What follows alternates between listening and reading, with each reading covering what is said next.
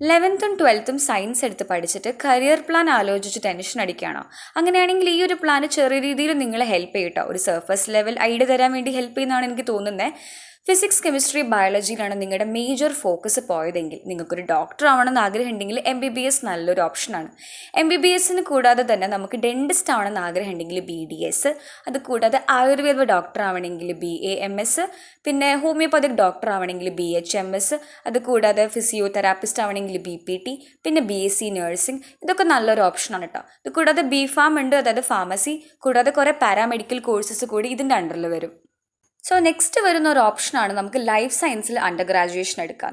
അപ്പോൾ ലൈഫ് സയൻസിൽ under graduation എടുക്കുമ്പോൾ നമ്മൾ ബേസിക്കലി നോക്കേണ്ടത് ഫസ്റ്റ് വരുന്നത് zoology, that's like animal science. ഈ ആനിമൽ സയൻസിലൊക്കെ നിങ്ങൾക്ക് ഒരുപാട് ഇൻട്രസ്റ്റ് ഉണ്ടോ? അങ്ങനെയാണെങ്കിൽ നല്ലൊരു ഓപ്ഷനാണ്. പിന്നെ വരുന്നതാണ് ബോട്ടണി. ബോട്ടണി എന്ന് പറയുന്നത് നമ്മളെ പ്ലാന്റ്സിനെ പറ്റിയിട്ടുള്ള സ്റ്റഡിയാണ്. പ്ലാന്റ് സ്റ്റഡി, പ്ലാന്റിൻ്റെ ഓരോരോ പാർട്സും കാര്യങ്ങളും അതും ഇതും എല്ലാം പഠിക്കണതാണ്. നെക്സ്റ്റ് എന്ന് വരുന്നത് നമ്മുടെ മൈക്രോബയോളജിയാണ്. ഇത് ബോത്ത് നമുക്ക് മെഡിക്കലായിട്ടും അതല്ല ഇൻഡസ്ട്രിയൽ അപ്രോച്ചായിട്ടും പഠിക്കാൻ പറ്റുന്ന ഒരു കോഴ്സാണ് കേട്ടോ.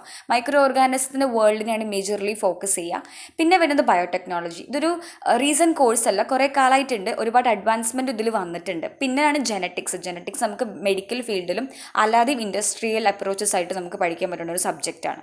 പിന്നെ ഇത് കൂടാതെ തന്നെ നമ്മളിപ്പം ഫിസിക്സ്, കെമിസ്ട്രി, ബയോളജിയിൽ കുറച്ചും കൂടെ ഫോക്കസ് ഫിസിക്സിലും കെമിസ്ട്രിയിലും മാത്സിലുമാണ് പോയിട്ടുണ്ടെങ്കിൽ നമുക്ക് ഈ അഗ്രികൾച്ചർ ഹെൽപ്പ് ചെയ്യും, കാരണം മാത്സും അതിൽ വരുന്നുണ്ട്. Okay, at the same time biology ഉണ്ട്, മാത്സും ഉണ്ട്, പക്ഷേ കുറച്ചും കൂടെ ഫോക്കസ് ബയോളജിക്കായിരിക്കും വരിക. പിന്നെയുള്ളതാണ് വെറ്റിനറി സയൻസ്, അതായത് BVSc. അപ്പോൾ വെറ്റിനറി സയൻസ് എന്ന് പറയുമ്പോൾ നമ്മൾ ഈ ഒരു മൃഗ ഡോക്ടർ ആവുന്ന കാര്യങ്ങളൊക്കെ. ഓക്കെ, അപ്പോൾ അതിൽ കുറച്ച് ആനിമൽ ലവർ ആണെങ്കിൽ നിങ്ങൾക്ക് പറ്റിയൊരു ഓപ്ഷനാണിത്. പിന്നെ ഇത് കൂടാതെ കെമിസ്ട്രിയും ഫിസിക്സിലും ക്വാണ്ടം ഫിസിക്സിലും എല്ലാത്തിലും ഭയങ്കര പുലിയാണ്, നിങ്ങൾക്ക് ഫിസിക്സ് പഠിക്കണം അല്ലെങ്കിൽ കെമിസ്ട്രിയിൽ കുറച്ചും കൂടെ കഴിവ് തെളിയിക്കണം എന്നൊക്കെ തോന്നുകയാണെങ്കിൽ കെമിസ്ട്രി നല്ലൊരു ഓപ്ഷൻ. ഫിസിക്സ് ഓൾസോ, നമുക്കൊരു ഫിസിക്സ് ടീച്ചറായിട്ടോ അല്ലെങ്കിൽ ഫിസിക്സിൽ ഒരു റിസർച്ചറായിട്ടോ ഒക്കെ നമുക്ക് പോകാൻ പറ്റും. ഇതിപ്പോൾ കൂടാതെ ഫിസിക്സ്, കെമിസ്ട്രി, ബയോളജി, മാത്സ്, അതായത് മാത്സും കൂടെ നമ്മൾ എക്സ്ട്രാ പഠിച്ചു വിചാരിച്ചോ. അങ്ങനെയാണെങ്കിൽ നമുക്ക് പറ്റിയൊരു ഓപ്ഷൻ എഞ്ചിനീയറിംഗ് ആണ്. എഞ്ചിനീയറിംഗ് കൂടാതെ ആർക്കിടെക്ചർ ഉണ്ട്, ഡാറ്റാ സയൻസ് ഉണ്ട്, അങ്ങനെ ഒരുപാട് കോഴ്സസ് ഉണ്ട്. ഞാനത് സർഫസ് ലെവലിൽ മാത്രമാണ് പറഞ്ഞു പോണത്, ഒരുപാട് ഇൻഡെപ്ത് ആയിട്ട് ഞാൻ പറയണില്ല. ഓക്കെ, നമുക്ക് നെക്സ്റ്റ് ഒരു വീഡിയോയിൽ ഇൻഡെപ്ത് ആയിട്ട് വേണമെങ്കിൽ ഇത് നമുക്ക് സംസാരിക്കാം. അപ്പോൾ ബേസിക്കലി ഈ ഒരു സബ്ജക്റ്റൊക്കെ നമുക്ക് നല്ല ഇൻസ്റ്റിറ്റ്യൂഷനിൽ പഠിക്കണമെങ്കിൽ ഒരുപാട് എൻട്രൻസ് എക്സാം ഉണ്ട്.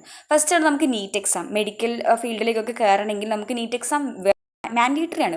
ഇപ്പോൾ 20 ലക്ഷം കുട്ടികൾ എഴുതുന്ന ഒരു എക്സാമാണ്. പിന്നെ വരുന്നതാണ് JEE അഡ്വാൻസ്ഡും ഉണ്ട്, മെയിൻസും ഉണ്ട്, എഞ്ചിനീയറിംഗ് സെക്ടറിലേക്ക് പോകാൻ വേണ്ടിയിട്ടാണ്. പിന്നെ വരുന്നതാണ് CUET എന്ന് പറയുമ്പോൾ സെൻട്രൽ യൂണിവേഴ്സിറ്റീസിനെ ഫോക്കസ് ചെയ്തിട്ടുള്ള ഒരു എക്സാമാണ് അണ്ടർ ഗ്രാജുവേഷന് വേണ്ടിയിട്ട്. ഇനിയിപ്പോൾ അതല്ല, നിങ്ങൾക്കിപ്പം ബേസിക്കലി ഐസർ, നൈസർ ഇവിടെയൊക്കെ പഠിക്കണം, BSMS എന്ന് പറഞ്ഞ കോഴ്സ് പഠിക്കണം എന്ന് ആഗ്രഹം ഉണ്ടെങ്കിൽ നിങ്ങൾക്ക് നെസ്റ്റ് എന്ന് പറഞ്ഞ എക്സാം എഴുതാം. അപ്പോൾ ഇത്രയും എക്സാംസ് ക്രാക്ക്